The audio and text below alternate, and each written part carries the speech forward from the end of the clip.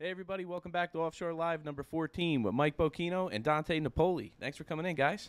Thank you. Thanks for Thanks. having us. It's like pulling teeth to get you fuckers in here, man. They've been a little busy. Got to hear keep the that. businesses rolling. I heard somebody built a new class crusher. I'll let you handle that one.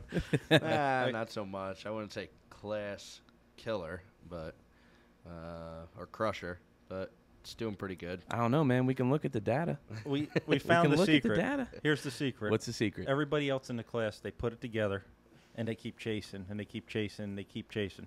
We put it together and haven't touched a boat since. If it ain't broke, don't fix it. That's our motto. Yep. That's Don't even pull it off. Let the drive rot. It's fine. We've been living by it. Well, where'd you start this season? What was your first race? This season, Point Pleasant. Yeah. Point? Yep. Yeah. Point So Pleasant. Point, well, we all got smoked by Kyle and Jay in Point. Yep. But then from there, you went to Sarasota, right? Yep. And now there, you guys dominated there. I don't know if we'd say dominated, but the boat was on fire. We did very well. Britt was hanging with us. Had a little mishap where in the turn, you know, me and Britt talked after the race. I don't know if I cut it short or if he didn't go for the pin. And we ended up connecting, and he went back a little bit. But before that, we were battling pretty good. Did you guys actually make contact? Yes. Yeah. So interesting. $2,500 worth. Nice. Attaboy. Attaboy. So there, his throttleman there wasn't Kevin. It was Travis, right? Travis. So he was running with Travis Pastrana. So you guys got that notch on your belt. Not many people could say they kicked Travis Pastrana's ass. That was pretty cool. I mean, everybody knows who he is. First time throttling a boat, but I think he did awesome down there. Yeah. Well, even that video from onboard where you guys hit, I mean, he had it. He and did it recovered textbook. very fast. Yeah. Yeah. I mean, Recovered. granted, he's in there with Britt, who could wheel the shit out of that thing. But yeah. yeah, man, that was good. And then, so you guys kind of got a couple of, not back-to-back, but back-to-back for the races you've been to, right? Then from Yes. there, you went to Eastlake? Eastlake, Ohio. Great race, great venue. Everything's in one spot. It was a really nice time because the whole town came out and supported it. Yeah. And then what was Well, you won there, right? one in Eastlake. Got into another fender bender with my old boat, which is now North Myrtle Beach. Uh-huh. Another $2,500 repair. Everything's $2,500 bucks. Yeah. And we got out of the boat. I saw Mark and Kirk on land, and they had this look on their face. And I'm sitting there looking at them, going like, "Oh man, they're mad. I ran into them. You know, I thought I was the bad guy." Mark walks over and goes, "We're sorry for hitting you." And I was like, "All right, Perfect. As long as everybody's all right, we're good." That's awesome. And then, so you missed St. Clair, and then you come to Michigan City, and you waxed everybody again. Broke down, broke everything. That was a tough weekend. Living out of the back of a truck. Went back with a different truck than you Yeah, came with. Yeah, we still got the other one, but we didn't bring it back yet. It's still in Ohio. Waiting for next year. Maybe bring an extra driver and get it on the way out. But listen, it's just impressive. It's not like I'm not trying to pump you guys up or puff your chests up, but it's impressive to step into the class. You obviously have a bit of experience, and Mike, you raced a couple of times prior, but not in that boat, obviously. And In his old boat. yeah. And so to step in and put together a string like that, I mean, you guys are doing phenomenal. Yep. Yeah, we think we're doing pretty good. I mean, the boat's running good. We haven't had any issues with it. I want to say we're probably doing pretty good with setup, but there's still some stuff to work on, I would say. We're probably at 70%. Yeah. Right. You know. Well, there's- and that's something I've noticed too. Like for people watching this at home, a lot of the pro stock races this year, everybody's having some hiccups. yes. It's like Lily, would he kill a power steering pump in St. Clair? He was guardian the whole time in Michigan City. You know, and our boat just doesn't make any sense, man. One day it's fast, one day it's not. It does whatever it wants. And it's just it's a wild class because what's cool is you could have a leader take off and run away with the race, but second, third, fourth, fifth, it's a battle all the way through, man. That race in Michigan City was one of the most impressive races I've watched all year. Yeah. The four boats were up front for a very long time. It took probably, I would say, 4 laps, probably 4 or 5 laps to really be able to say who was leading and who wasn't. Yeah. Before that, it was anybody's game. Well, and it looked like for you guys were just picking them off on the outside. Yeah. You know, it looked like, you know, if you look at what's cool about it is for people that don't understand what's happening, right? that was a perfect race to try to explain it, because there you have you guys that are just marching through on the outside. And it was interesting because you'd get down to the turn, you're running the longer distance, so you're losing a little ground in the turn, but you're coming out at a higher rate of speed, you're traveling down the straightaways at a higher rate of speed. And it was interesting because that was the first time all year, if I wanted to talk about the differences in setup, that's where it was. I mean, you had a bunch of guys that went short, thinking maybe it'd be a little bumpy once we got out there, a couple guys that went big, and you could see the difference as the race went on. Oh, definitely as it progressed, yes. And we didn't even realize it with the new data system until after the race, exactly what was going on. Right. Yeah. Well, and that's pretty cool. That's the first I'd ever seen that. That's that Garmin thing.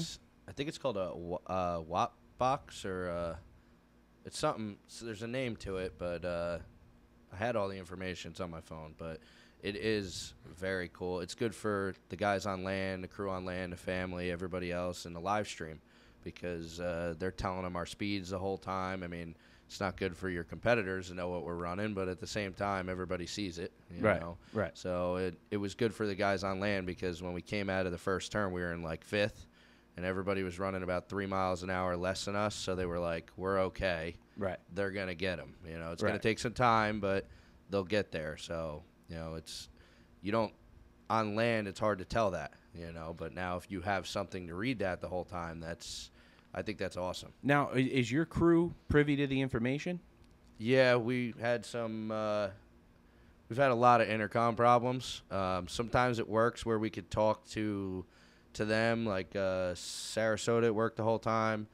That past race that they actually had the readings the whole time, it didn't work at all. So they knew what we were doing compared to everybody else, but unfortunately we had no idea where we stood until we started really reeling people in. At first I'm like, we're in trouble. Right. And then it took like a lap to try and figure it out, and then I actually seen your brother and your father, and I'm like, okay, we got mile an hour. Yeah. We're okay. Yeah. When we first came out in the parade lap, I laid in it for a minute, and I'm like, dude, I think if there's a setup to have, we got it. Oh, you nailed it. I said, we nailed the setup. I don't think you're going to get it to go any faster than what we're doing without losing control of the boat, because it was just hairy. It wasn't, perfectly calm. It wasn't real rough. It was like a mixture of both. You know, it's like a lake, Yeah. So, but we kind of had an idea we nailed it, but at the first turn, when we came out and they were all gone, there was I think there was 4 of them out in front of us, and they were pretty far. We're like, maybe we didn't nail it, you know.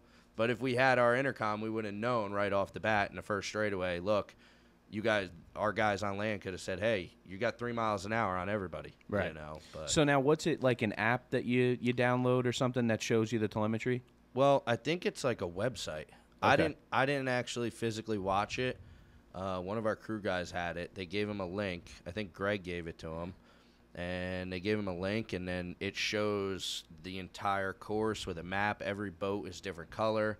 Says our name, says everything on it. Right. The woman doing the announcing could announce your speed as you're going around the turn. Right, and that was Janet from Lucas Oil. I think that's who gave everybody those GPS. I'm pretty sure who set everything up. And I think they use that for their Ocean Cup stuff to keep track of the boats over those long, runs. I don't know how far they go, but like the Catalina one's a trip. Yeah. But I think that's really cool for what we do. You know, like it was interesting to have that data in real time, even on the live stream, just for everybody listening. It was really cool. I mean, not selling yourself short because you want the race pack for your own data, but as far as the organization goes, that would be a great thing for the organization to keep track of the boats. Yeah. Now you have something real time. You can watch the boats in real time. You can record it. Right. And there's no question. Right. There's no question. Did the V-Box work? Did the race pack work? What's this guy doing? It's right there. Right. You could see everything. So I think it's great, but you still have to have the race pack for your own data to make yourself better in the boat. Well, and I thought about it. The first time I saw it, I said, wow, how cool would that be? Because for bracket class, we could tell you in real time if somebody broke out. You'll know right away. I could black flag a boat that doesn't belong on a course, right? But the problem with that is, how do you know it's accurate? Yeah. And the other thing is, the V-Boxes that we use offer such a large plethora of just different options. Like I can do longitude, latitude, G-force, acceleration times. I can set points and tell you the distance between those 2 points. I can, so for instance, I could measure if you wanted to take your boat out and make a run, like an average start speed of, say, 45, 50, right?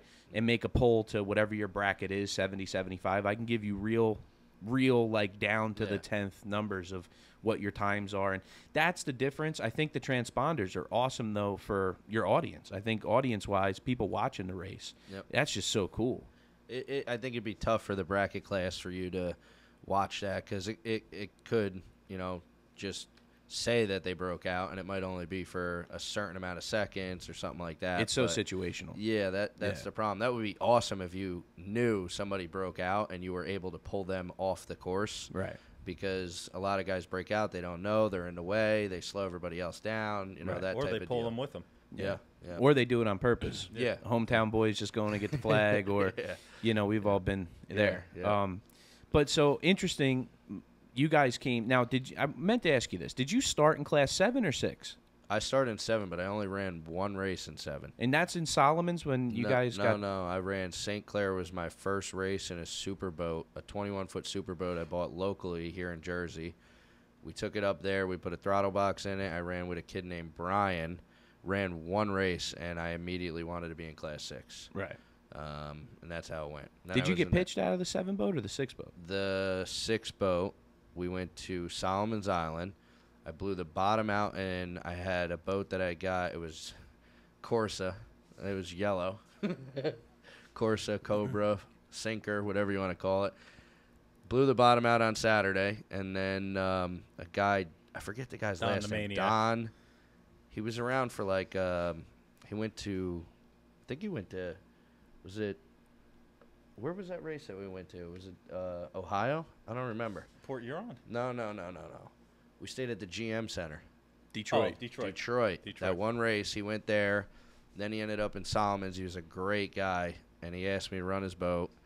And we ended up going swimming, and that was the end of his boating career.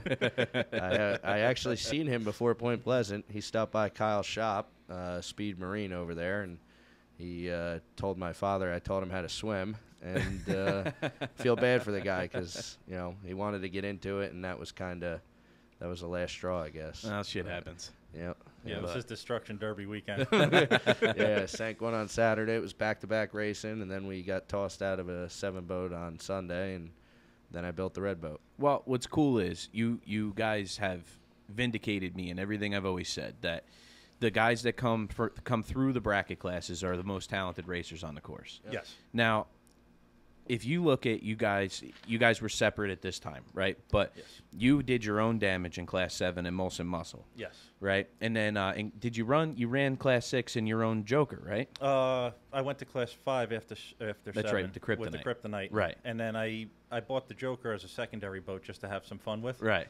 And that was Class 6. Right. And so you ran your Martini or P&D? What is that, Jaws? It was a Martini. Martini? Yep. And you ran your Martini in 6 to great success. I mean, you Hall of Champions twice? I think it was twice. I think it was 6 years, maybe 7 years worth of consistent. We did like the whole circuit. Yeah. It was a lot of fun. It was definitely taught me everything I know. Yeah. If I had to get, I mean, these boats are a little different than Class 6. You don't get out of a Class 6 boat, jump in one of these Super V lights, and you're on the money. It takes some time, but running in the rough water, trim, all those different things that you gather from 6 and even a 7 class boat you wouldn't get if you didn't start somewhere. Right. I don't drive the boat. I have driven the boat, but that's a whole different ball game, driving the boat compared to a 6 boat. But throttling the boat, you learn a lot as you go from 7 to 6 to, even if you ran 5, 4, any of that. When you start in those classes, those bracket classes, it gives you a lot of knowledge that you wouldn't have if you just jump right into one of them. Right. You see, to me, like running, for instance, my green boat, right? Yep. My green boat didn't teach me how to drive a boat because at 70 miles an hour, you're in a boat that's capable of 85, 90. Yep. And so it's glued down, it's glued to the water, it's in control. You're not learning how to drive a boat at that point. But what you're learning is where to be, how to be there, how to put them in a bad spot while you're keeping you in a good spot, how to, right? And I think it's cool to see guys like yourselves and there's a million others. I mean, Steve Papp, Kyle, right? All these guys. Yeah, even the latest Nick and Pressure. There you go, right? Yep. So Chase Muller that ran Muller, Relentless. Rock okay. star. Yeah. Rock star of the last Yeah, race. he- Ran the boat like an absolute savage, I right? can't believe it. So now you watch these guys come through, and you guys, And I think that's the skill that transfers over, is understanding how to move people around on a race course. So, like there in Michigan City, where you guys are running back from, where were you, fifth, fourth? Fifth. Yep. So to hunt through that pack, now, who, if you would ask most people, would say that's the most competitive class in the world, right? Yep. So to come through that pack the way you did, would you say that that's a lot of where that comes from, that old school bracket class, going to war, knowing how to run through a group? Is that what's getting you up there? Finding your line. Yeah. Because Right. we even at the Michigan race, usually we like to go inside, run a tight line, less distance, you'll make up for it. But we found out that if we were a little outside, because we had a bigger wheel on, that we were able to come on the side of them and get to the turn before them. And that's where we won. But if you didn't have the bracket class experience, finding a line around the course to maintain your speed, because you're a bracket class, you only got that 70 or 75 mile an hour, you wouldn't know how to do that. Right. You would be riding on the inside and just say, okay, this is fine, this is what works. Right. But even in a bracket class, 60-mile-an-hour outboard boat, you want to try to do as close to 60 as you can in a turn. Right. Which, in turn, in your Super V Light, or Pro Stock V for that matter, you want to maintain as much speed as you can. But you also got to try to get inside of the guy that's in front of you as well. Right. Because Right. you may have a smaller wheel at some point. Right. So I think, a lot of that transfers over to finding your lane. Right. Yeah, I mean, I think the finesse, everybody uses the term finesse skill of how to finesse a boat. And I hate that term because I think it's not really accurate. There's nothing finesse about Pro Stock V. No. It's mayhem, it's chaos. There's Yelling, no bumping. Yeah, there's no smooth finessing driving a boat. The last person I saw do that was Willie Ross. And it's crazy to me that, like, my first race was Morehead City, and we were just kind of figuring out the boat. That was literally the first time I had ever been in it, right? So we're running down the front stretch, and what I immediately noticed is everything that I'm good at no longer mattered. like I was used to, my style of racing is being a bully. Like that, like just bullying people into getting where I want to be. And then I quickly realized that doesn't work. No. Like, these guys don't care. They'll just ricochet off of you. They don't. It's like my old man talks about it all the time. If there was one more lap in that Michigan City race, he was video gaming you on that turn, man. He was like, I was just going to bank it off his canopy, dude. I think your brother stopped him both of from them. just driving right into the side of us. He is a smart one out of the group. During the race, it's fine. But in an extra lap, you don't want to wreck both boats. Yeah, he would have just said he didn't realize it was an extra lap. That old man I ain't was right. going for it. That's what he would have said. I thought I had it. Yeah, there ain't no finesse. It's the wrong term. But No. it's interesting, man, and it's cool because that class has gained a lot of traction. Yes. And there's a lot of really cool people around it now. Like I love the work that Steve and Allie Papp do in the shop there with their YouTube channel, where they're showing everybody how the boats are built and how. And I get a lot of questions, like when we're walking around the pits. And a little bit of it is because I have one now, but a lot of people just want to know more, about this class. And it's been around for 20 years, so it's crazy to me, more than 20 years, but it's crazy to me that people are just now catching on how awesome it is. How awesome it is, yeah. Do you look? But I guess it's a price bracket too. You look at, like, what's your next option is super stock. It's a little out of reach. Yeah. Stay put for a little while. Yeah, for sure, man. But that's a cool one too, dude. Like, watching that one there in Michigan City, I'm so excited to see what everybody else does to go get Torrente. Oh, my God. Yeah, that boat's a rocket ship, man. He's whatever he's done with the aero of that boat. It is just, when you watch it go down the straightaway, it's poetry in motion. Yeah. It's a well-tuned machine. Yeah, and he's no slouch. No, not at all. He's got his ducks in a row, and even half of your ducks in a row trying to beat you. Yeah, he knows more about your shit than you know about your shit. It's crazy, dude. You go to him for help. Yep. It's wild, man. But it's cool. We got some cool shit going on. So, and you guys were in Michigan City. I mean, that just to spend 2 seconds on Michigan City, I got to tell everybody at home, I'm not going to go as far as saying it's my favorite race, but that had to be one of the coolest ones I've ever been to. That block party, the fans there, it's out of control. Well, it's an interesting race, too, because a lot of times when you go to some other places where they're destinations for people to vacation, you have half of a mix of a crowd of people who, that looks cool, I'm going to go see what's going on over there, and half of a mix that are there for the race. Michigan City's different.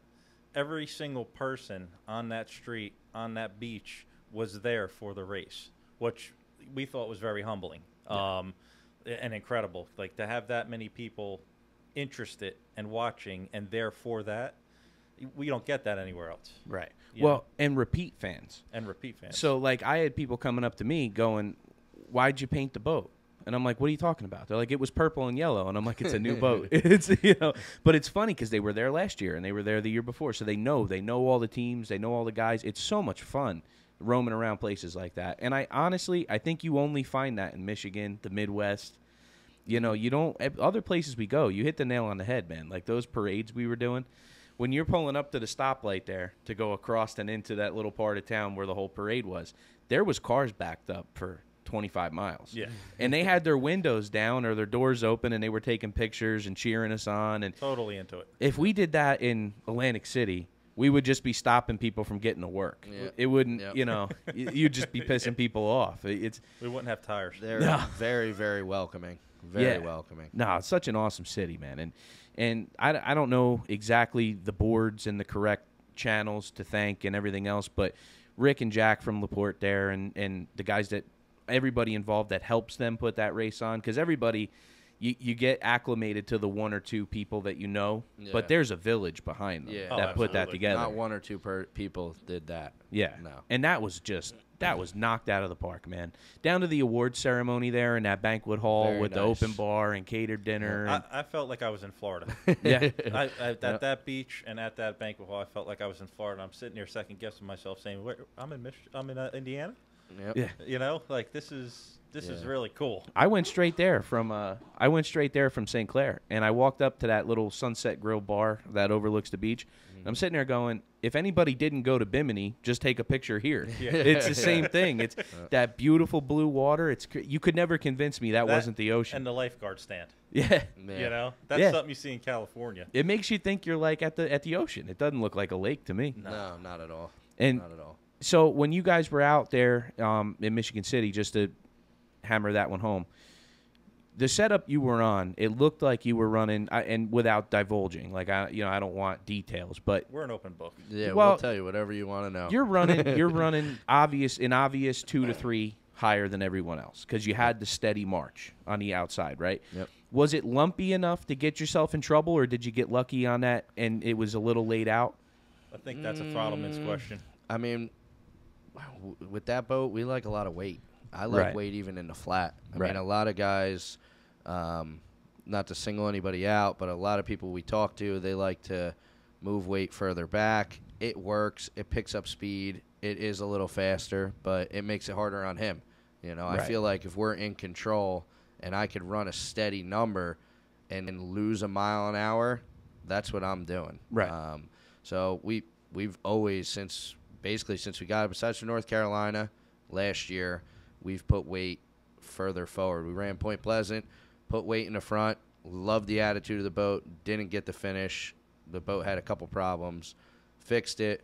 We went to the next race, and I said in Sarasota it wasn't as rough, but it was still a bumpy race, and we put weight further forward like we did in Point Pleasant, and it shined. So Right. now anything that, it's got a little chop to it, or unless it's North Carolina or even maybe St. Clair, I'm pushing weight further forward. Right. And the boat loves it. Right. It stays in control, makes it easier on him, and it just works good for us. It's Like the old that. smooth Yeah. as fast, you know. That's how I look at it. Yeah. That's Well, and I how- can attest to that. Even Yeah. when I ran with you in the 6 boat, we always ran weight. Yeah, You know, yeah, and going back to anything I've ever done, the green boat's got a permanent coffin in the front of it full of lead. You ain't getting it open. Yeah, I mean, I was even like the old Martini, the 6 boat. It wasn't, you get it out in the river or something, and you run up against somebody. Kyle and Jay's boat, their boat, even his Joker, any of those boats would have walked right away from me over that 70 number. But the point of the boat was to do the number at 70. Right. I wasn't worried about how fast it got to. I was worried about the acceleration, but I wasn't worried about going over that speed. And with these, you're looking to get the most mile an hour, but at the same time, they're hairy. I'd like to keep the boat in control. Yeah. Try not to use too much tab, keep the drive level. a couple different things that and maybe I'm doing it wrong, but I like how I'm doing it. I don't think so, man. I don't think so. It's like riding on a potato chip. So if you can Right. calm it down, you're good. Yeah. You know. Yeah, Well, yeah. and so what's the biggest challenge you've had going from your 6 boat, where I don't know your particular horsepower number, but having a significant amount of horsepower, to doing what we're doing now, where we're in bigger boats with less horsepower? Patience. Yeah. I mean, Sometimes you got to wait for it. You know, yeah, you sit there and it's a I little watch bit of a him. struggle. The turns are a little rough. You know, he starts screaming at me, telling me get in it, and I'm already on the dash. And Yep. nobody knows. Uh-huh. And he's like, "Come on!" And Yeah. I'm everything she's got. You know, you really don't hear the motor too much either compared to like the 6 boat, the open boat. So Well, I lost hearing from your 6 boat. yeah, no, she was loud. You knew when you were in that. But these are definitely power-wise different. I mean, once you get it up and strolling, it's good, but you got to get to that point. I would definitely say trim is a lot different than my 6 boat. Tab, I don't run as much tab because it slows it right down immediately. Yeah, it's like brakes. Yeah, oh yeah, big time. And really, my 6 boat, and I'm sure you'll say the same thing with your old green boat, we didn't really have to settle them down to turn them. No. You know, you kind of just went in there as hot as you could, and you get to a point where you would turn the boat, and that was it. You know, this, and I think the first 2 laps in Indiana, we came in a little too hot, and that's why he was fighting to turn the boat as much. If you settle that boat down and get it to where you want it, it'll turn a lot better than trying to just push through the turn. Right. My 6 boat was push as much as you could, you Right. know. So this, if you settle it down and you get the boat to stop jumping all over the place, it turns a lot better than just pushing right through like a 6 boat. Right. So there's definitely a lot different. You know, the skill set of getting around the course and all that's the same, but the technique of trim and speed through the turn and all that, I think, is a lot different, you know. Right. So where are you guys at going forward here? Your next race is St. Pete? Yeah, well, we were really hoping to go to North Carolina because we loved it there. But one of our main crew guys that does a lot for us and helps us out has a wedding on Friday. Right. Which means he wouldn't be there until Saturday, which means he misses testing Thursday, race Friday, and probably some of testing on Saturday. And another one of our crew guys has a baby shower. Yeah, he's having Yeah. his firstborn. Yeah, Attaboy. yeah, he's having his baby, and the baby shower's on a Sunday, so that means he's done for the whole weekend. Right. So that eliminates 2 out of our 3 or 4 crew. It only leaves 2 left, and one of them you can't even get him to tie his shoes. So, how do you think he's gonna feel about that? Poor Bob. He was all mad. We were in my He's good- shop. He's We were good when you're talking ready for about it. food. We were in my shop the other day talking about how we don't know if it's a good idea, and he's like, "I'm standing right here." I'm like, "I know. That's why I'm saying we're down to 1 crew guy." He's like, "But I'll be there too." I'm like, "Yeah, we're down to 1 guy." So he's a little mad at us at the moment. But North Carolina is a great time. I feel like we owe it to them because what they did last year. Yeah, I'm biased. I don't know. I'm biased. And I'm only biased because if last year would have went without Moorhead, Yep. it would have been a serious bummer. I Yep. mean, Moorhead helped us out in a major way. Not once.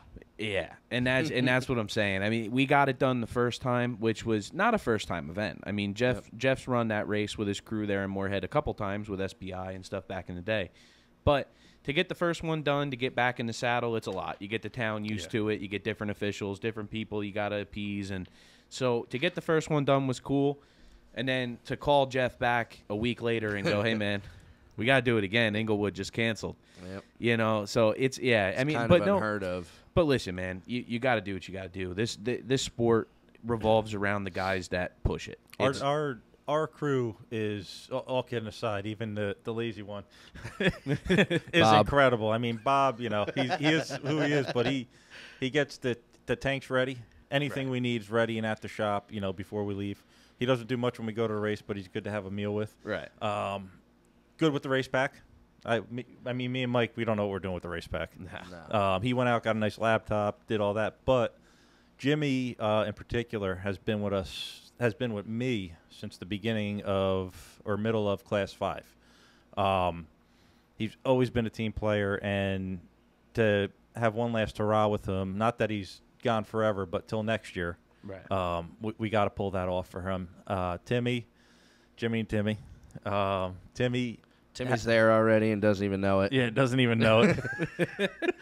He lives for it. Oh my God, he loves it. He's yelling at us because we're saying, well, we don't know if we can make it here. We don't know. He's like, we're going. Just get the rooms. We're going. I'm changing the oil on the drive right now. But without them, we wouldn't have the success that we have. Without Jay and Kyle and Kinnaid and Mike over at Speed Marine helping us out with stuff, it takes a town to get the boat there, and then it takes a town to get the race off. Yeah. Well, and that's the crazy thing about the sport is every level of it is exactly that. Yeah. You have a couple of key people, and then you got a mountain of people under them just making it happen. Yep. You know, and that's at every level, from the teams to the promoters to the organization. But the interesting thing about you in particular, that it's funny, we were talking about it before we started recording the show, is that people don't realize how long you've been doing this. Forever. And it cracks me up because, like, to me, you're just like the one guy that just won't go away. Yeah, Not that I want you to, but it cracks me up. Remember man. who bought you drinks when you were younger? And that's it, dude. It's exactly where I was going. Like, I can remember being a kid running around the racers' parties and trying to sneak a drink or something. You'd always hook me up. And I laugh because going all the way back to that green boat that I love so much is where you started, right? Yeah. And when I say that green boat, I think at this point everybody knows I'm talking about the Carrera, but it's up there. You got it yellow. it's white and yellow up white there, and yeah. red. Whatever Chris could afford to do. That's a Cinderella story. That boat. Chris and I were out one night at a party. Came back to his house at about 3 a.m, and a couple people came back to his house with us. He's sitting there making pork roll and cheeses. Well, hang on. This is what, 2000? 2004. Right. And he's making pork rolls and cheese and Like 3 o'clock in the morning making a mess. And everybody had passed out, and he goes, I want to tell you something. And I'm sitting there, and I'm going, oh, God, what? And he's like, I thought somebody was pregnant. Or he's coming out of the closet. or that. Not Chris. He's too sure of what he wants. But anyway, he goes, I'm not going to college. And I said, okay, cool. I said, I'm going. I said, but, whatever. He goes, my dad wrote me a check. He had some money put away, him and my mom, to go to college. I'm not going to college. He goes, you want to build a drag car? Mind you, it's 3 o'clock. We're half in the bag. He goes, or you want to go boat racing? And at the time, I said, drag car, because that's what I knew. And he goes, we're going to go boat racing. Me and Jay over at Kurt's, we're going to build a boat, and we're going to go boat racing. Would you crew for us? And I said, hell yeah. I'm in. Let's do it. Give me that pork roll and cheese. Come on, let's leave now. And, I got to go around the country with my best friends. And we had 12. And when I say best friends, it wasn't 2 or 3. It was 12 to 15 of us. You remember. I do. And, I mean, it was the single best time of my life. Right. Hotels, Florida, Michigan, Lake of the Ozarks, wherever we went. And that was my start with offshore boat racing. It was 2004, and Papa Duke's white boat with some red vinyl that Chris was able to afford at that time. And best time. The only better time than that was the first day of Class 7, 2013 in Atlantic City, when we showed up and your father looked at us and said, boy, you guys are stupid. We still do that. Yeah, still do it. He goes, you picked the roughest race of the year. That feeling with Chris came back in 2013 with Class 7 when we started Class 7. Right. But, yeah, I've been... Well, it's just cool because I was there. You guys were like my heroes. And so it's so cool now to see it full circle, to see all you guys involved, to see all you guys working together. You and Jay still work together all the time. Yeah. Kyle and Mike, you guys are new from those days, but it's just cool to see the whole gang still together. You know? We have a friendship, and everybody makes fun of us that just won't go away. Yeah. I've never met a group of people that beat on each other harder than you guys. We're rough. Dude, We're rough. rough isn't the word, dude. I was asking Mike before this. I said, do you want to talk on the podcast how we talk to each other in the boat? Yeah, we're a little rough. Anybody from the outside comes over, they're like, whoa, what's going on over there? I can't believe they're friends or they're family. You know, But it's so cool. He was getting the flag in Michigan City, and we were sitting there cussing at each other. I was going to get on the start-finish boat. Yeah. Get off of my boat. We're collecting the flag. And by the end of the race, we were screaming at each other. I was frustrated with the P-class boats getting in our way, and he thought I was mad at him. Yeah. Oh, yeah. I almost was recording everything with D for the rest of the day. Dude, I don't know if I've ever told this story on the podcast, so if I haven't, people get annoyed with me. I'm sorry. But back in the day, Jeff from Freeze Frame would come to your boat, right? And he'll remember this. And he'd have packages. There'd be, you know, you get 20 pictures for this, you get 20 for that. But he had this video package. And he'd drill 1 million holes in your boat, and he'd mount the cameras all over the boat. And, you know, but it was cool. He would go home, and he would edit it all out. He had a way of grabbing the audio out of your intercoms. And you'd have a whole nice, like, little movie when you were done, you know? And so first year racing, Pop goes down there. Oh yeah, do it, you know. So 3 months later, the tape, you know, VHS or whatever they were, tape shows up, right? So my mom opens the box where I'm at school or wherever I am. They're working here, so she puts it in the VCR. Pop got home that night. I remember sitting. I remember it like for whatever reason. I can remember this so clear. We're sitting at the kitchen table, and I could feel that something's wrong. Like, you know what I mean? Like, I could feel something happen. So my old man walks through the door, and my mom goes, I can't believe you talked to our son that way, and this, that, and the other thing, you know. My old man called Jeff from Freeze Frame. He's like, what are you, crazy? You can't send that shit to the house. He's in there telling Anthony, I'm going to put you up for fucking adoption. I'm like, Jesus Christ. I thought you were going to elaborate on the porno music he uses while the boat's running. You're going to have that. You're going to have that, you know. The first time I played one of his tapes, I wasn't looking at the screen. I said, wait, what do we put in there? Too funny. Good guy, though. Been around forever. Always humble. Yeah. Always happy to see you. He's cool, man. And just to not to steal any more Mike's shine, but also something else I was watching yesterday. It was a rainy day at the Jersey Shore, and I'm just sitting doing what I do, watching old race videos. And I was watching 2011 St. Clair, and they highlighted Jimmy Winters. Yeah. And you guys were around for the Talking Trash, you know, on the chip. You were around for those days. I mean, how cool was it to transition out of, so we bought the green boat from Carbone, right? Mm-hmm. We got about halfway through paying him for it, and Jimmy Winter said absolutely not, and paid the rest of the tab, and that's actually who got me involved in boat racing. I've told the Bobby Costa story where that's how I got that crazy motor I ran for all those years. Yep. And but not many people know that Jimmy Winters put me on my feet. I would have been racing a 21-foot checkmate in Class 6 still if it wasn't for him. We pulled into Burger King, him and I, once, and we were getting everybody burgers. And I was a young kid. And I said, no, Jimmy, I got it. I'll pay for it. And he goes, you buy me a cheeseburger? He goes, nobody buys me anything. And I was like amazed. And I didn't think about it because he's always buying everybody, you know, whatever he could get them. And that's how he was. You know, regardless of anything else, he was a good dude. Dude, he had a heart of gold. He took me on his team when we didn't have a boat to race on his Super Cat team for about 4 races one year and said, you're part of my team. You don't have a boat to go watch? Come on, let's go. And I got to be part of his team. The only thing I regret is we didn't go to Key West with him because that's the year he won the World Championship. Right. But good dude. Yeah. You know, sport misses him. Well, and it must, without a doubt. Yeah. And it must have been so cool to come from that, like to come from that 24 Carrera, right, to all of a sudden you're with one of the coolest teams that ever existed. And when I say ever existed, I mean ever existed.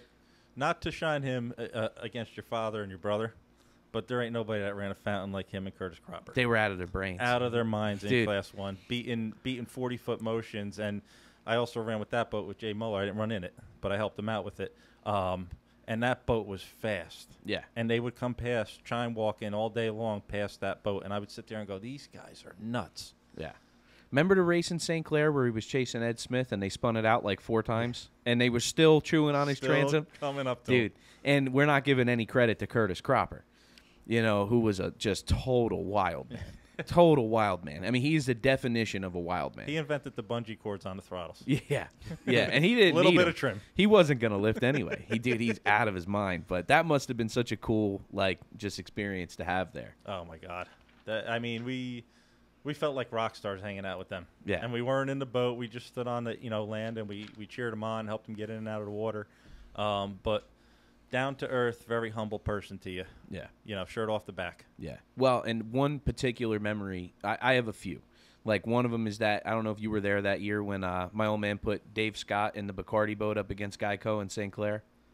Yes. And that was 13 laps, a 200-mile-an-hour war. I mean, that's what was one. It, 218? Yeah. Something around 218 on a backstretch. That's just unbelievable shit. That's something that will never happen again. No. Like, that was just, they weren't supposed to be racing each other. They weren't in the same class. There was no reason for it to happen. It was just one of those Smitty magic days where make it happen. he touched it and it turned to gold. And that was probably the best boat race that ever happened. I mean, that was just unreal. It was incredible. But there's only one that comes close to it, and it was the time the Shakes boats showed up with the Lamborghini motors, and I believe it was Ocean City, Maryland. Solomon's. No. It was in the ocean. Okay. When Jimmy couldn't be there. I think he had broken his ankle or something. And Billy Moff stepped in to drive with Vinny Rafis. Yeah, you're right. And the Qatar boats were an easy 10 mile an hour faster with the Lambos in it and just rudder boats. Everything about it was different than Supercat. Yeah. And Ahead of its time. Billy and Vinny ran those boats all over the race course. They eventually got by him, but it took 6 or 7 laps. And it was one of the most impressive things I've ever. To this day, I still say the best catamaran driver of all time is Billy Moff. Oh, yeah. And forget it if he gets out in front of you, even if he's slower. You're not getting by him. No. You're not getting by him. And I admire that so much. Like he's a guy that races like we used to race in Class 6, but with $1 million boats. With $1 million boats. He's just out of his mind. The little man. zigzag. And then you think, like, how crazy is it that, like, you can rub elbows with Jay Muller in Class 6, and he's in that boat throttling with Billy? It's so wild, man. Jay Moeller is another one. Yeah, I mean, he's down to earth, and you would think with the boats and the caliber of a throttleman that he is, he would not give you 2 seconds. No, he'll do anything for you. He hopped in a boat with me when I didn't have anybody else to go in there, and he did a phenomenal job. And I was sitting there in amazement, like, I can't believe he's not even in the boat with me. We're not paying attention to where I'm going. Right. you know? But yeah, no, Billy Moff gave me one of my first pep talks. Randy had lent us his kryptonite in 2007 for Algonac, Michigan. The race didn't go off, but I was sitting on a bench, and Billy Moff walked over, and he goes, "Kid, you look a little nervous." And he was going to run the motion with Jay that race. And I said, "Yeah, I'm really nervous." I said, "I'm driving. I don't really know what I'm doing." And he goes, "Just remember, the person next to you is just as nervous as you." And I said, "Okay." And I was still sitting there like wide-eyed. And he goes, "And if you don't think he is, smash into him." And I wish I could do his voice because it sounded much better with his raspy voice. But great guy, too. He's like, if we had somebody you could point to in Offshore and say, like, that's the superstar, that's him. I mean, he just breathes offshore. Absolutely. Yeah. But pretty wild shit, man. I mean, just over the years, the places we've been, the things we've done, it's just crazy to see it all together, you know? Yeah. And so, speaking of together, so you guys have mentioned Speed Marine a few times. I don't know if people at home have put it together yet, but Speed Marine's a local marina here in Bricktown, New Jersey, on Drum Point Road. Manilokin Road. And that's also Tree Masters. But you guys threw that together as kind of like we needed somewhere to have our tree stuff, and then maybe we'll do this boat thing. And look where you're at now, man. I mean, you guys are killing it over there. Yeah, I mean, Jay and Kyle, I mean, they're the ones to, let shine over there. Kyle's a very good businessman. Incredible. He runs about 3 businesses at this point. And Jay is one of the most underrated boat mechanics in the world. The kid could and throttleman. And throttleman. Yeah. He never gets enough credit. Never gets enough credit. And, I mean, we probably wouldn't be where we are if he didn't help us out. I would say that. Safe to say that. But they're just blowing up over there. Right. And it's good to see that because Jay was doing something for a very long time for work that he didn't enjoy. I run the tree service for Kyle, so he was looking for something next. What was the next thing he was going to do? And I mean, the boats that are showing up there remind you of Bandit back in 1994. Yeah. You know, it's really cool. He bleeds boat. That's just what he is. I mean, he's been that way his whole life. He loves boats, and he's been around you and Carbone and the whole deal and racing since back in God only knows when. And he'll call me up in the middle of the night and just start talking to me about setup and prop and drive, and we need to do this and we need to do that. And I'm like, I'm going to bed. And he's just, you know, that's all he thinks about all day long. And it's good that he's doing what he wants to do. Yeah. You know? But it's cool that the important aspect of that is if you look a little bit outside of those two, you got Kinnaid there. Yeah. That's been with you guys from day one. And forgive me, I don't know. You guys bring a whole gang with you. I mean, I don't know everybody. But it's always the same faces. Like, you guys seem to keep a pretty tight-knit group there. And it's cool because I know a lot of people in offshore, if they watch this, will think, man, I wish I had that. You know, like I do a lot. Like, we'll be at the race, and my old man gets busy doing whatever he's doing. My brother gets busy doing whatever he's doing, and you're like the Lone Ranger. You know what I mean? Like, I got to get the truck hooked up to the boat, get the boat down to the crane, get it in the water, don't scratch anything, or else I'll never hear the end of it. Forgot to put gas in it. Yep, and it's like, man, you like, I watch you guys, and I'm like, how cool is that? Because it's not like it's a group of, like, paid individuals that you brought it. You know what I mean? Like, everybody's working towards a common goal. Yep. And that's so cool. It's so cool to have. Like you talking about your buddy Jimmy there. That's been with you forever. Your cousin Jimmy, right? Cousin Jimmy. And Jimmy, by the way, one of the nicest people I've ever met in my life. Every time I see him, he's just the nicest person. And it's so cool to see that, especially from a racer knows how important that is. Well, it's a relationship too, and it's a lot of yelling and fighting, and then we realize eating, drinking. We realize we want to all go to the same place and have the same goal. Right. But it's unique.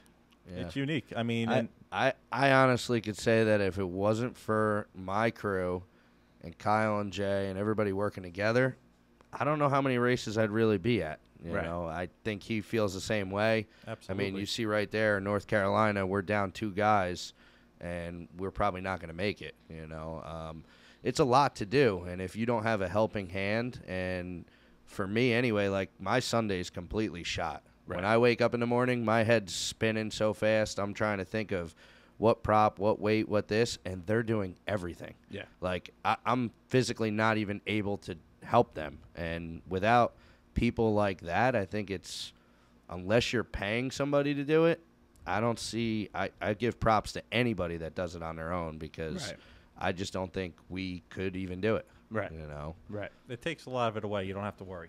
The best part about Kyle and Jay and us, we race together. We race together in 6, little bit in 7. I only ran 1 race. They race together more, but no matter what, at the end of the day, if we go to the same race, we go together, we help each other out.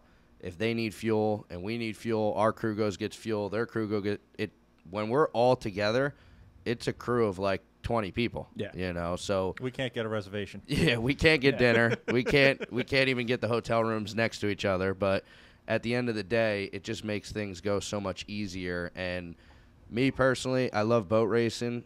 We like to win. I like the competition, but if it wasn't for that connection with everybody, I don't know how many races I'd really do. You know, I enjoy everybody, your pops, everybody. But at the end of the day, if we couldn't all go have a good time and it was just me and him in the pickup truck shooting out to a race, I don't know how many of them I would really do. Yeah, and it's funny. I think that's like the driving force behind most of us. Yes. You know, like for me, it's not the team side of it, but like I don't like missing races because I miss you guys. Yep. Like that's second family. Yeah, you know, like 2020, which I hate even saying it. It's like saying the Candyman in a bathroom mirror. It's like 2020.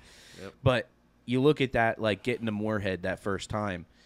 I stood there Sunday morning on the roof of Jack's, and I had a view of, I mean, just it couldn't have been painted any better. Like, I'm looking down at all the racers, the teams, the families, everybody's there on the docks, and they started that national anthem. And at the time, the world was all screwed up and everything was upside down, and, you know, and to see just everybody was so happy to be back with everybody again, you know, and it really resonated for me because that's really why we do this. Yep. That's really, you know, the racing, the competition side of it is something that we would do anyway. It's something we would do in any walk of life. Like if you didn't race your boat, you'd be out in the bay racing somebody. Yeah. You know what I mean? Like that's something we'll do no matter what. But I think the reason we all do this is because of the whole experience. Yeah, it's people bring their entire families to this. You Yeah. know, Steve Papp, Kyle, Mike's whole family, everybody comes down, everybody hangs out, we all eat. You could go have I could have lunch with you, I could have lunch with Steve, I could have lunch with my crew in the same day. I'll have to have 3 lunches to see everybody. Right. And we do it because we only get these few times. Yeah. You know, you go to 8 races a year. It's only 8 times a year you get to see your second family. Right. But you know, just to elaborate on what you were saying. Yeah, it's. I think it's the coolest sport in the world. I think I don't know. Certain people like certain things, but like I look at offshore and I struggle to find anything comparable. There's nothing like when that green flag goes up. I know how cliche that is, and I know how people sitting home are probably rolling their eyes, going out when the green flag flies. But I'm telling you, when they put the yellow down and the green flag goes up, there's a feeling. There's a tangible thing that happens when that happens. And once you've done it, I mean, it's this. I could say it and you guys could finish it. You can't do one. No. Nope. You're hooked forever. Yep. I could tell you, look at the LPC, what was it, WIA, the Michael Superstock, Wright? Mike Yeah, Wright yep. and Lauren Peters.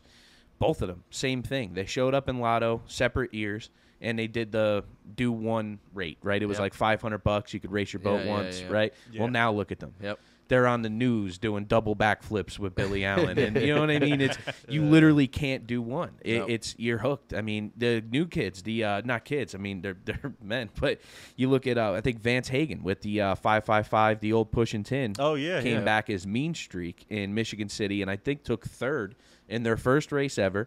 Ran incredibly close to the number. Like that we watch, I mean, they wanted to see their GPS sheets, and I mean, right on the number, ran that thing absolutely perfect, and now they're in. They're texting That's me, it. how do we do this? How do we do that? How do we get signed up for Moorhead? It's over. They're in. They're boat That's it. racers now. It's, I don't see anything else. Like I can't ride a dirt bike and go, oh, this is what I'm doing now. You know what I mean? This is, boats are just different, man. And it goes on for 42 minutes.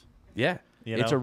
a real experience. It's not, like you guys drag raced. Like I've seen some of your Mustangs you guys have built, and a lot of cool stuff goes into that. Like it's not all about, that gets misrepresented. It's all about all this money and all this time for 9 seconds. It's not really 9 seconds. Most of the fun is everything else. Building the else. car, trying stuff, Being with your buddies. Right, which I think is hand in hand with offshore, but with offshore you get to do it for an hour. Yeah. It's just so cool, It's a real humbling experience too when you're out there and you could actually go down the beach and you see all the people standing watching for 42 minutes. Right. Or the hour. There ain't nothing like it. No. And as much as you want to hate it and say that maybe you could have more money in your pocket Uh-huh. not doing it, when you get the opportunity to do it, you turn around and say, maybe one more year. Yeah. Every Maybe time. one more year. Every time. You've been retiring for 10 years. 10 years. He was retiring in Sarasota. 10 years, 6 boats. Oh, my God. So so we know what's next for You Gonna Learn. You guys are going down to St. Pete. Now, how does that shake out for you guys in points? Where are you guys at? You in the hunt? I don't know if they updated since Indiana. If St. Pete's a point race. For APBA, yeah. APBA, okay. Yeah. So I think we were in like fourth or fifth. But with first place, I mean, we're probably in the running. The problem is that a lot of these guys are going to every single race. Right, You know? right. We missed Coco. We didn't go to that. We didn't go to Lotto. Point Pleasant, we didn't even finish a lap. Right. So, I mean, yeah, we've done good the past 3 races, but you don't just jump to the front over 3 races, you Right. know. So, There's a lot of dedicated teams. Yeah. yeah, Oh, they yeah. spend a lot of time, a lot of money, a lot of effort, and I'm kind of jealous. I wish we could do every single one, you know. But at the same time, there's a couple things that get in the way. you Well, know? and we're still on that COVID schedule. Yep. Where I've explained it. Our usual schedule is between 7 and 9 races. I mean, tops. And you look at this year where we came out with 11 races. Now, we had 2 drop off in Ocean City and Solomon's Island, right? Yep. Which really, really sucks. A lot of us were looking forward to Solomon's is big incredible. time. Yeah, Yep. yeah. But unfortunately, those are the ones we lost. But you look at it and say, at the time when you're planning a year ahead. So we're literally still in the middle of the pandemic and saying to ourselves, we lost everything in 2020. Yep. If it wasn't for Mark Waddington doing the Invitational and Lotto, and which was only for stock class, and then for Jeff pulling that off twice in Moorhead, we would have had nothing. Nothing. So going forward, we planned for that. We figured, okay, we're going to lose a couple. Yeah, I mean, Let's not to get political about it, Yep. but you're going to lose like some races in the Democrat states that were Yep. keeping everything pretty locked down, and you're looking at it, with a certain eye. Like Yep. you're going, okay, this one probably isn't going to go, so we'll keep this one on the schedule. And for years we had a problem just getting races. Yep. So it was an interesting position to be in, where for the first time we were like, whoa, we have enough races, like Yeah. and where we've never been there before. At the same time, you're looking at it like, who knows what's going to go, and now here we are where most of them went, and so Yeah. this is a pretty ridiculous schedule to try to keep up with. You try to do what you can. I mean, Yeah. we're leaving at 4 o'clock on a Thursday to drive through the night to get to a race. Right. Because that's what we could do. Yeah. Him with his businesses, me with my responsibilities, and all the other guys. Everybody, almost everybody in the Pro Stock V class has a business. Right. And you're talking blue-collar guys that are just working hard to get out to the race. Yeah. So at the end of the day, if you can make one and not the other, it's nice to have that flexibility. Yeah. I don't know. I don't totally agree with having a whole lot of organizations separating the boats, but I do agree with having that, being able to pick, okay, I could go here because we can't go there, which Right. is nice. Like in the interest of St. Pete, we could go there. We really can't make it to North Carolina. Right. But we might stop there on the way home. Right. We have a bad feeling that if we do decent down there, we're not going to drive by North Carolina on the way can't. home. Might hang a right. If we leave down there in St. Pete, say, Monday, and testing's on Thursday, there's no sense to go back to Brick at that point if you're going. Right. You might as well go right to North Carolina. Wow, and it's so hard to drive past that one. Oh, man. That one's such a cool one, man. We're all upset. He's upset. Jimmy, he's upset about it. The kid Timmy that can't go, it's his brother's wedding Friday, and he asked to reschedule it. Didn't go over so well. His brother doesn't even want to do it, but they're pushing to do it that day because it's been scheduled. They're not going to cancel it for a boat race. He tried, but that's not a joke. Oh, I know. No, it's That's dead real life. serious. Oh, I know. We get the calls. My family somebody will get married, and my family will call, and hey, look, we checked your schedule. Yeah. And so we put the wedding here, and I'm like, guys, we just moved a race. Yep. You got to figure something else out. It's constant, man. It's constant. Yeah. But it's cool. It's cool. And so for you guys going forward here, I know you're not super interested in winning the points overall right now. I guess you're just settling in, getting some data in the boat. Yeah. But what are you doing? Where are you going from there? Are you going looking World Championships? I think it's tough if you don't go to majority of the races, Right. But you got Fort Myers after that. Yep. And then I guess you got Key West and Inglewood after that. So. Yep. And that's been the topic, right? That's been the hard part for our class is where to go, what to do at the end of the year. Well, the worst part is that you got to try and plan ahead, and we like to know what we're doing ahead of time so we could book our hotels. And we got this group chat that everybody just talks in, but it doesn't get anywhere. So if we know, we want competition. We don't want to go to a race that just one guy or two guys or three guys are at. We want to. Nothing against it. We'll go. But if everybody's going to go to one place, we should all just go to the same place. Yeah. So we've been battling that a little bit, and they were talking about Key West, and some guys were saying that, and then everybody was going to jump on that bandwagon because that's where everybody was going to go, and then it went back to Englewood. So everybody from what I know is going to Englewood in our class. Yeah. We're booked. Kyle and Jay's booked. Everybody's booked. So that one's 100%. Yeah. After St. Pete, I don't really have any answers for any other races because we didn't book anything yet. Right. Those are going to be like kind of last minute, yay or nay type of deal, you know. But definitely Englewood after. I'm St. excited for Englewood. I think the biggest problem with Key West is just simply the cost. Yep. You know, that's really what it boils down to. It's so expensive. It doesn't take anything away from the site. The site's unbelievable, but it's just so damn expensive. I mean, I've been there. I've never been there for the race, but just on vacation alone, forget about the travel there to get the boat there, the fuel, the guys, all that. The rooms alone. Yeah, I mean, we started looking before we booked Englewood, and it was going to cost me like maybe, I think we were talking, Kyle and me were talking about splitting a house for like $15,000 for that week of time. And we'd all be like sleeping on top of one another. Yeah. You know, where we could enjoy ourselves for a lot less and only spend a week. Instead, it takes so long to get there and back, and it's just a lot. You know, it's a real lot. Well, and it's kind of cool too. Kirk from North Myrtle Beach RV stepped up and put in a big sponsorship on Englewood. Yeah, gotta support him. Yep. And so it's just so cool to see our class. It seems like the class is really starting to rally. It looked kind of bleak there for a little bit, but the class rallied, and it's good to see everybody getting along. And it's funny, to your point earlier about how there's a lot of competitive boats in the class. You tend to forget.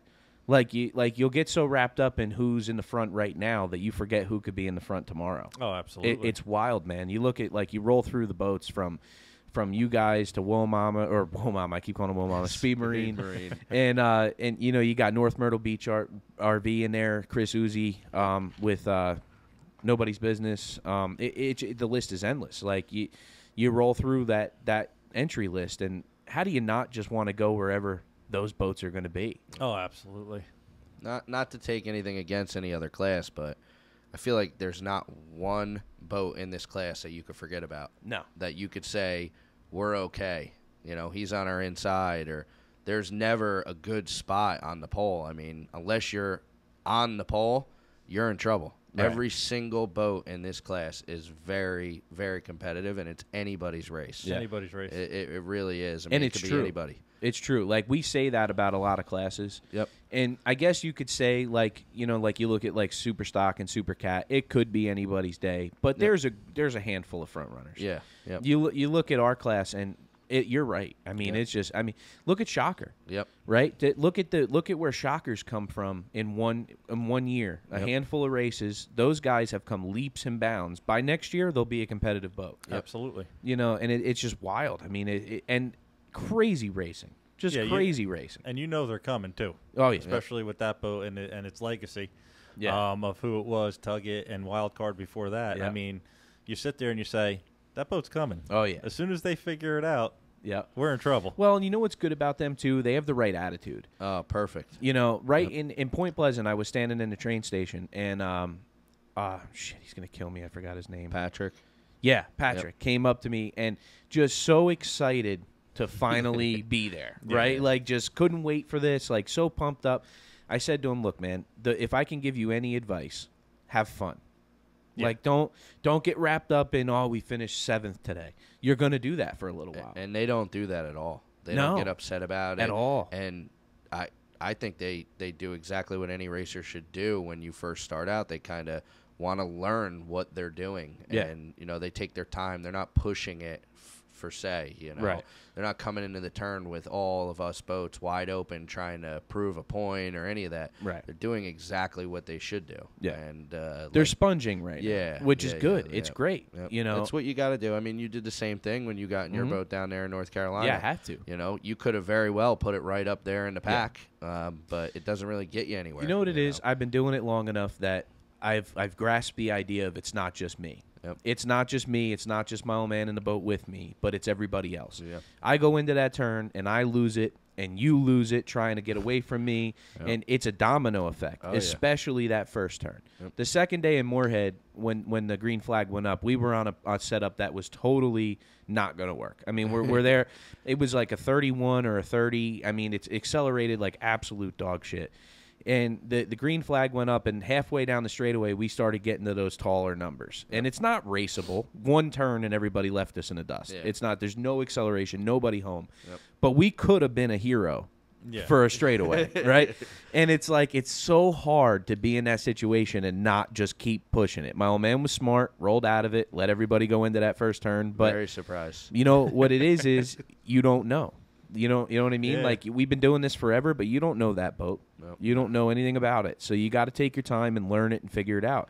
And it's cool. And we have a lot of guys doing that right now. Yep. Like Class 6. I don't know if you guys got to watch any of that Class 6 race in Michigan City.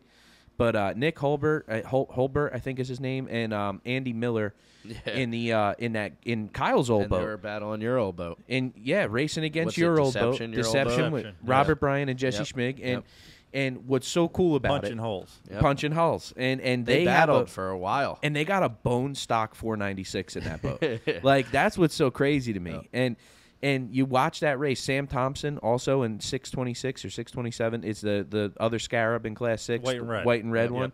And he got shuffled at the start. He went into turn 1 outside of Chris Rindle. Chris Rindle just couldn't get that boat around that first turn. Like, he just got bobbled in there and couldn't make the turn, and Sam got stuck outside him. Yeah. By the end of the race, Sam was chewing on third. And nobody broke out. Everybody ran clean. It's cool to see these brand new guys coming in and running good. Because, well, and you got to give a shout out to Fran and Mike, too. Yeah. Like, so many guys have come up to me in the last couple of races, and they're like, we don't get it. We're here to beat Fran. That's why we're here. Yeah. Like, we're here to try and beat Fran. I heard somebody put a bounty on his head. Oh, yeah. Is that true? Smitty put a bounty on him. I don't know if anybody collected on it. I think Fran outran him. But Yeah. you look at that, and these guys are coming up to me going, I'm here to beat Fran, and all Fran wants to do is tell me how to beat him. like Fran and Mike have done nothing for the last couple of races but coach these guys. Yep. You know, and it's so cool because that's what you need. Absolutely. I had it. When I got in Class 6, Smith Brothers grabbed me and took me right under their wing. You know what I mean? And that was so important. I moved up to Class 5, and it was Cohen and Eddie Simmons.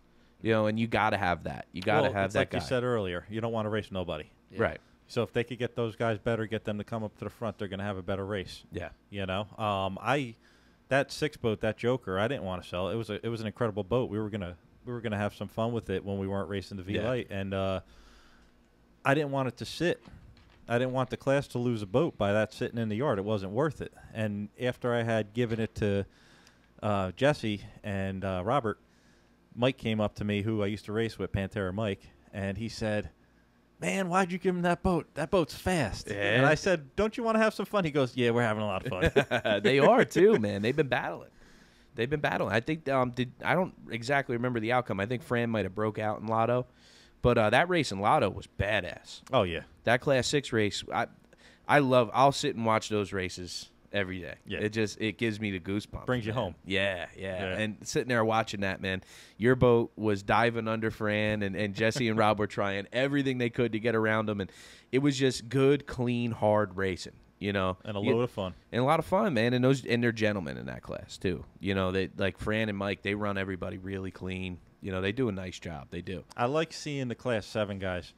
Always interested in that because I thought that was one of the best times I've ever had in the industry. And they still do the pizza parties in the parking lot and get together like we used to at the beginning. Yep. The only thing I feel bad for is a lot of those people don't know who the Bay Rat is. Yeah, I know. You know, John from Hanging and Banging, I mean, that dude's just the king. And when he shows up, they're like, oh, John's here.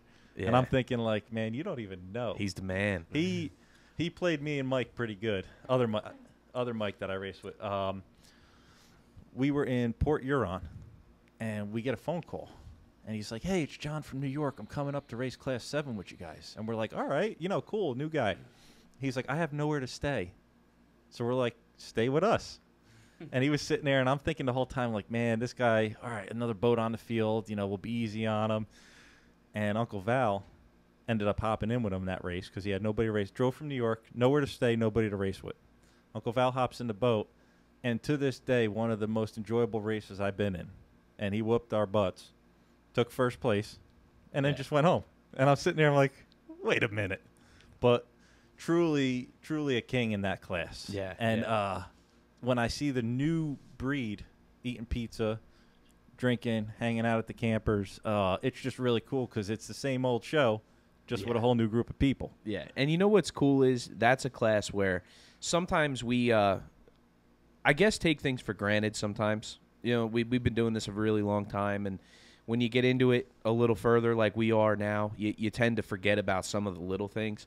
And I've been spending a lot of time with the 7 boys this year, just doing videos for them and trying to pump them up, trying to find some funds for that class to keep these guys coming. And I got to tell you, they are my favorite bunch. Yeah. They are. Like, just, I know they're a pain in the ass sometimes. They break my balls all the time. They're yelling and screaming at me sometimes, but it's worth it because it's all passion. That's what it's about, though. It's all passion, and they love it. And I'll tell you, man, the worst experience, contrary to yours, in my life was running Class 7. I have never had my ass kicked so bad. We got lapped 3 times in Inglewood. Okay, I'm taking what 100. boat were you in? Tomahawk. Okay, and I was with Jeremy Bisson in 22 velocity, and I was about the 4th lap, and I watched Ken Bird go by us, and I remember just being like, "That how could this even be the same class? Like how?" Like, he was 30 feet in the air. You know what I mean? 12 o'clock, 30 feet in the air, and did it like 10 more times. A land yacht. He goes by. He goes into the turn, trips it, stuffs it, blows the outboard off the back, and pulls in, right? And I'm like, well, 1 down, right? So we're running around, turn like 5 laps down at this point. Running around the turn, and Punisher comes by, which is literally the same boat that I'm sitting in, right? Same exact boat. 59 miles an hour, trying not to break out in 8-footers, right? And sailing. I mean sailing. High, level, dry sailing this thing. And I remember just thinking to myself, I don't belong here. Yeah. I don't belong here. This isn't what I do. This is I do not belong here. I was so impressed. I have so much respect. It was such an honor. Like, and if you look back, the names that are in that class and will be in that class are the names of 10 years from now, 20 years from now. You know, you look at Muller's kids, you look at Jackson Chase, and they're moving up in their own way. You look at Nick Imprescia, who's found a lot of opportunities for himself after Class 7. You look at like Joe Riley and James. Joe Riley was there at the beginning, don't forget. Yes, he was. He was there at the beginning with a big V8 and an old Baja. And he's still there with a big V8. He's still there smiling and putting people out in front. Yep. And here's what's awesome is so many of those guys have now adopted other guys, right? Like his buddy James that he brought with him with Naughty Boys. That kid is out of control. Completely out of control. Wild man. Loves this sport. I mean, loves this sport in and out. He's in forever. You know, and he's there because Joe. Yeah. Joe coached him right up. Joe brought him in. And you look through there, the Lowers with goofing around with Christian DiColo's new battle wagon builds. Best guys in the world. Awesome kids. I mean, awesome kids, awesome family. We're in St. Clair. We're in St. Clair. I'm pulling out, getting ready to leave. Rob Lauer comes running up and goes, hey, man, one of the kids, when you guys are pulling through the pits, said they heard a trailer bearing going bad. Now they're boat haulers. So I'm like, I'm going to take his advice, right? I jack it up and I check. I got like 4 bad bearings, right? And I'm like, God damn it, right? Pop and Anthony are halfway home. We love maintenance. So I walk in the shop. I'm looking for an adjustable. I'm looking around. I can't find anything. Ed's out to lunch. I can't ask where all the tools are, right? So I go walking out like, we'll just sit here. It's jacked up. He's got all the tires off it. Matt Lauer's running through one side. Joey's running through the other side. Rob's sitting there, you know, doing his managerial, Keeping it under control. Just foreman in a job, you know. Did everybody punch in today? And why? You know what I mean? Like, why? I don't do nothing for them. I mean, it's just awesome people, awesome family. You know, if we start naming names, I mean, I know we already started, but they don't forget where they came from. No, and you don't forget that you know where you came from and that you knew them back then. Yeah, well, and I think the same could be said for a lot of us. Just particularly that family, the Lauer family, are just they'll do anything for you. Oh, absolutely. You know, Rob came and saved my ass in Georgia once. I was broke down with the old hauler with that cat. And Rob drove from Jacksonville. Happened to be hauling a boat that weekend. Came from Jacksonville, helped me get back on the road. Just awesome people. I think you got your boat off. I was just going to say, funny story. That's where the martini came from. No shit. Yep. Came from their backyard. It had a bunch of weeds in it. He wasn't doing nothing with it at the time. I think 2 snakes. Yeah, I think he was building that all fired up boat. I don't remember what that was, but. Neither do I, but that came from the shop you guys are in now. Yeah. That's the Webby. Was it Speed Marine? That's the Webby, Webcraft or something. That was 50 cal choppers. Yes. Yeah. I thought it was like a Magnum or something, but I don't know. But yeah, that was Kurt Berger built that for Ozzy way back. I still got the shirt. Yeah. I saw Kurt one time. I was still wearing it a couple years back, and he said, "I'm gonna pull that shirt off your back." I wear it sometimes. I still got it. But it's awesome, man. It's great sport. It's great having you guys back. I mean, I was worried when you sold the 6 boat. I didn't know what you were doing, where you were going, but it's great having you guys around. He didn't sell the 6 boat. He blew the bottom out of it. No, that He that was in rides until the Englewood. bottom's gone. Yeah, just ride until there's nothing left. But that was in Englewood, and nobody knew it. But before we even left Englewood, we already had a deal on my Super V Light. I just kept it hush hush. But Right. before I even left there, I had already given a deposit for my boat. And I was knew in the what boat was with you, and I happening. didn't know.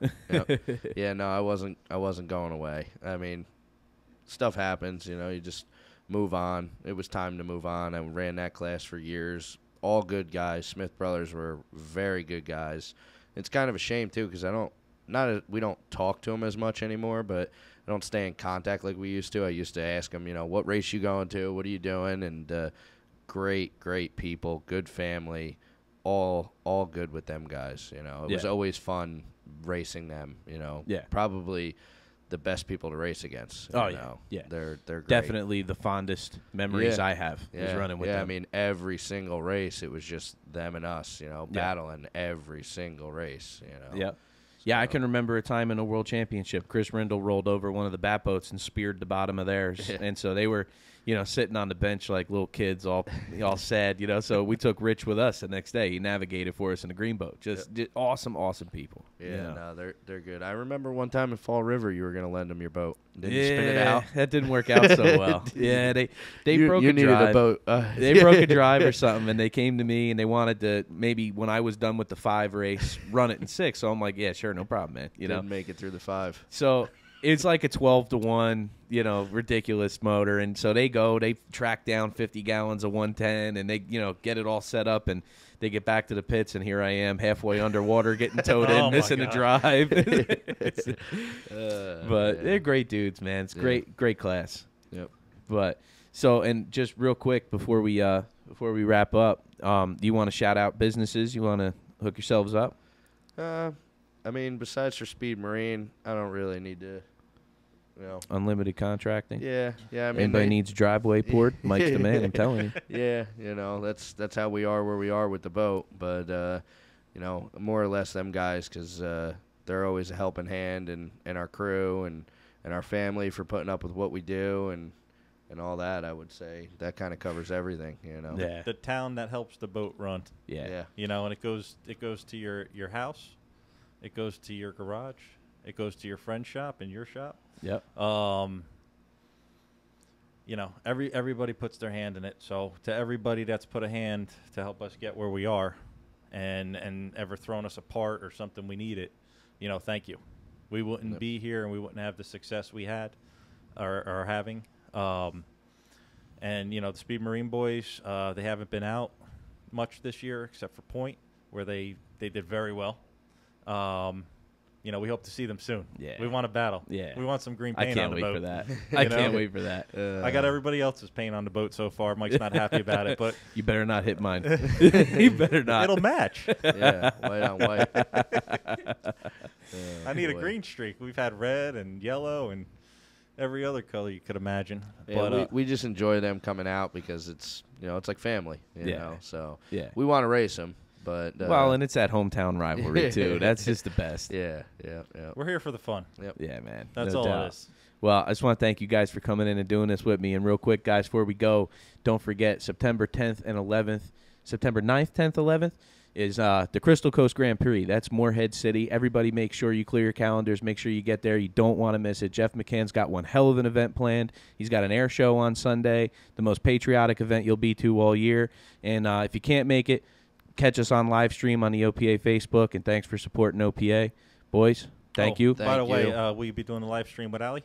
I won't be. I'll be trying to not get eaten by great white sharks. Because you guys did a great job in St. Clair, just by the way. I appreciate that. Yeah, it was Allie's really killer, nice. man. You Allie's guys were killer. killing it. Constant updates on what was going on, and it's nice to see people that know what they're talking about. I appreciate that. Just Appreciate wanted that. to throw that in there. Well, good luck in St. Pete, boys. Thank Give you. them hell. It's Thank always good you. to see some guys from Brick take home the checker flag. We'll try to represent. Attaboy. Yep. Thanks for watching, guys. Thank you.